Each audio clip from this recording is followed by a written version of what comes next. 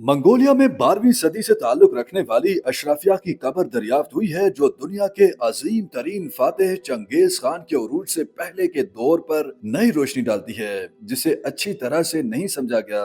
इस कब्र को अब खर नूर मदफिन कहा जाता है। 1125 के आसपास खैतान सल्तनत के खात्मे और 1206 में मंगोल सल्तनत के क्याम के दरमियान के बरसों में बनाई गई।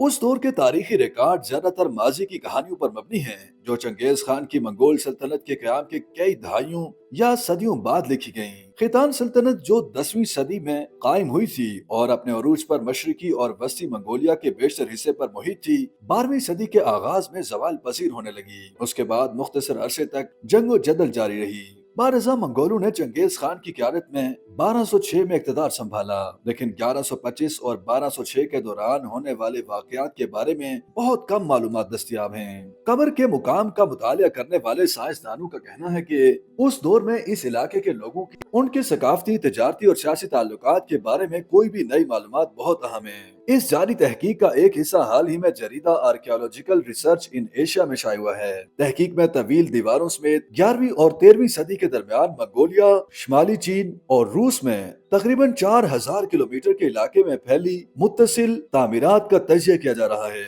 अभी तक ये वाज़ेह नहीं कि ये तामीरात कब की गईं, किसने की और इनका मकसद क्या था। मंगोलिया की एक मुकाम जिसे खर नूर कहा जाता है, उस पर मुहक्किकीन ने खैतान दौर के कले की दीवार के अंदर आला तबके की एक खातून की कब्र दरियाफ्त की है। ये अशरफिया की कब्र 1158 और 1214 के दरमियान उस वक्त बनाई गई जब कला पहले से जेर इस्तेमाल था। साइंसदानों का कहना है कि ये कब्र बनाते वक्त मौजूद हालात शाही निजाम के ज़वाल और तब्दीली के दौर में तदफीन की मुरव्वजा रसूम और मुर्दों को याद रखने के अमल के बारे में अहम सवालात को जन्म देते हैं। मुहक्किकीन को शुबा है कि खातून को कले के अंदर दफन करने का फैसला शायद तब्दीली के दौर में भरपूर अंदाज में शनाख्त, याद रखने और ताकत की बामानी अलामत हो सकती है।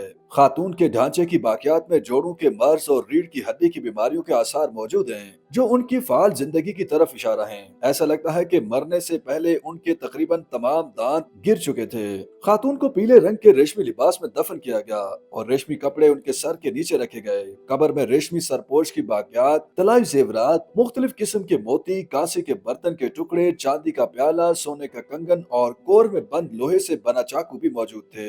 साइंसदानों का कहना है कि इस उम्र रसीदा खातून की तदफीन से जाहिर होता है कि वो शायद किसी मुअज़्ज़ज़ खानदान से ताल्लुक रखती थी, जो सियासी असर और रसूख का मालिक था और उनकी बरादरी को दौलत मुंतकिल होती थी। साइंसदान ये भी कियास करते हैं कि ये तदफीन शायद लड़ाई के उस दौर में ताकत का जानबूझकर किया जाने वाला इजहार और मुकामी बरादरियों का जमीन का मालिक होना जाहिर कर सकती है। तहकीक के नताइज से जाहिर होता है कि खैर नूर के इलाके में उस दौर के लोग निचली सतह पर इलाकाई सियासी जद्दोजहद में मसरूफ थे। तहकीक के शरीक मुसन्निफ गदियोन शेलाज लावी का कहना है कि खैर नूर में बनी कब्र 12वीं सदी के मंगोलिया के पेचीदा समाजी और सियासी मंजरनामे की एक मुनफरिद झलक पेश करती है। कब्र से जाहिर होता है कि मुमकिन तौर पर मुकामी अशरफिया ने अपनी ताकत और हैसियत को जायज करा देने के लिए माजी की सल्तनतों के साथ अलामती रवाबित का किस तरह इस्तेमाल किया। हालांकि अशरफिया को तेजी से बदलते हुए सियासी माहौल का सामना था। माहिरीन आसार कदीमा का यह भी कहना है कि हो सकता है कि खाना बदोशों ने जमीन पर अपना दावा कायम करने के लिए खाली पड़े केला खैतान को तदफीन के लिए इस्तेमाल किया होगा। उन्हें उम्मीद है कि इस तदफीन का मजीद तजुर्बा आलमी तारीख में तब्दीली के उस अहम दौर के बारे में मजीद मालूमात फराहम करेगा।